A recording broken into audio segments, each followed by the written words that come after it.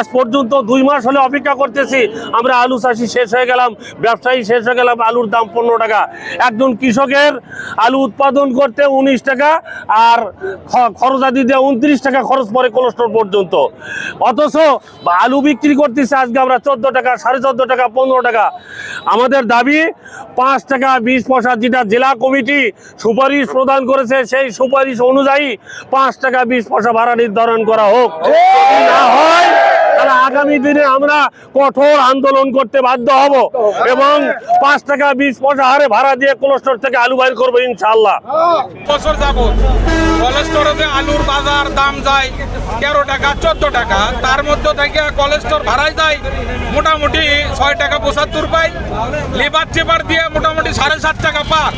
14 টাকা আলু বেচে 7.5 টাকা খরচ।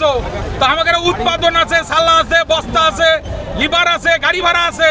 আমরা তো যারা আলু সংরক্ষণ বা আলু চাষ করি, ব্যবসা করি, পুরো পথে বসার মতো অবস্থা। কারো মনে করেন তো মানে চালান তো পরের কথা, ইনভেস্ট যা করি সেটাই জিরো, ইনভেস্ট যা করি সেটাই জিরো। গত 2 বছরে এমন পরিস্থিতি, তাতে করে মনে করেন বাঁচে থাকা জীবন জীবিকা নির্বাহ করা মুশকিল হয়ে গেছে।